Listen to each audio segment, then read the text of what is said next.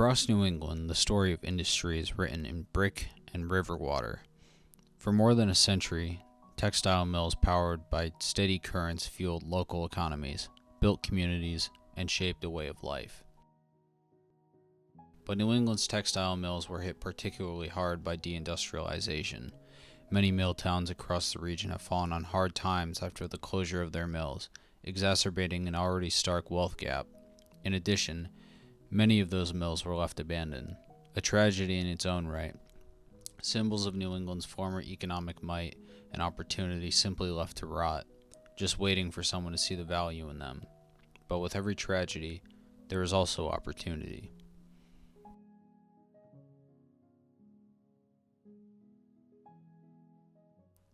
It is no secret that Connecticut is not an affordable place to live in. Perhaps the most notable expense a nutmegger will encounter will be their housing bill, and this can be largely attributed to a lack of supply for housing across our state, especially in our largest cities. And this is where mills come in. These structures, built to withstand the vibrations of looms and the weight of machinery, were designed with durability in mind. They are generally structurally sound, easily retrofitted to meet modern building codes, and let's be honest, who doesn't love a good old red brick apartment? Driving around Connecticut, you will find mills of all kinds scattered left and right. Some are in use as apartments, stores, and even some retain their original purpose as factories, but many remain abandoned, raising the question, what is stopping them from being revived? I see a general future. I find it always useful to reutilize old buildings, especially since in the Willimantic there's been so many abandoned buildings that are just underutilized and just taking up space. So it would definitely help a lot with affordable housing, poverty, and reinvigorating the town without having to spend way too much money. The answers aren't simple. In some places, the mill is simply too unsafe to convert, damaged by time, fire, or neglect. But in many more cases, the issue is bureaucratic. Zoning battles, historical preservation requirements, environmental cleanup procedures, funding application cycles, each step designed to protect the public, yet collectively capable of slowing or even halting progress entirely. Still, though, successes prove that mills are, by and large, viable for development.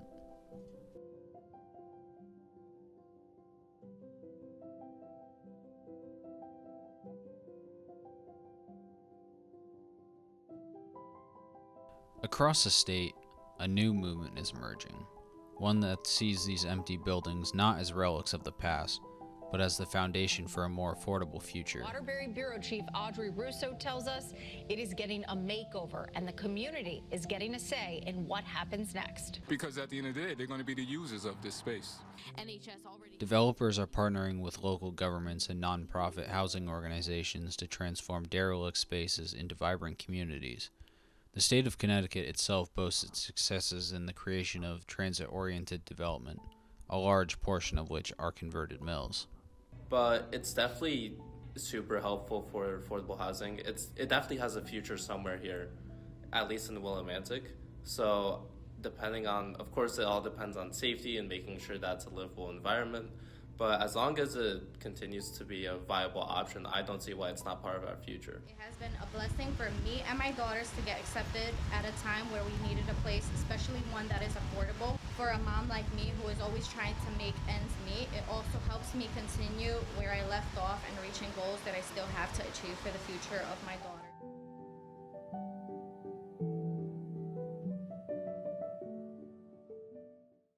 My name is Renee Trabert, Preservation Services Manager at Preservation Connecticut. All told, throughout the state, there are well over 100 factories that have had some kind of conversion for residential living. These projects don't simply add housing units. They reshape neighborhoods, strengthen local economies, and preserve irreplaceable architectural history. Brick by brick, they are stitching a new life into towns once dependent on industry. It used to be a factory that manufactured lights, but now this abandoned building on Liberty Street will be home to over 150 apartment units. And time again, this story repeats itself. Willimantic, Manchester, Putnam, New Britain, Norwich, and countless other communities are experimenting with mill conversions. Each project brings lessons about sustainability, affordability, and the challenges of preserving history while meeting 21st century needs.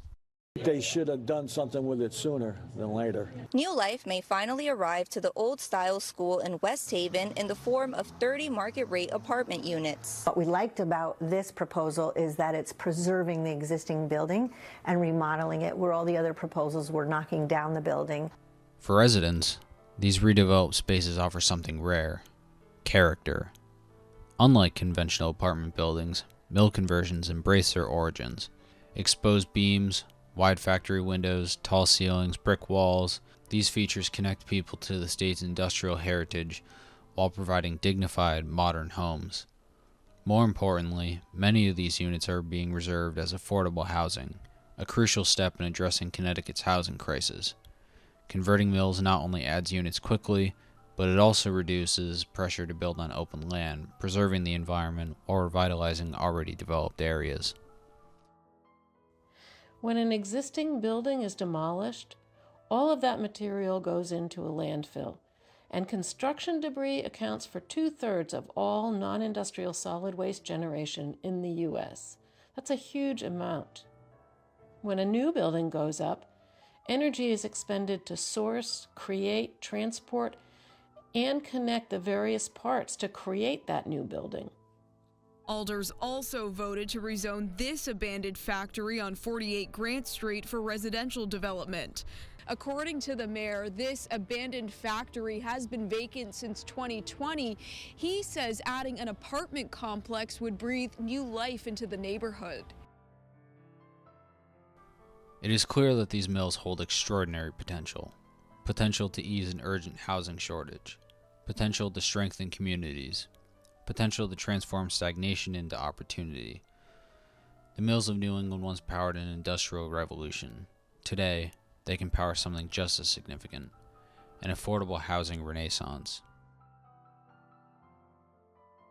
Their red brick walls stand as a reminder of the past, but also as a blueprint for the future. All it takes is the vision to look at something forgotten and imagine what it could become.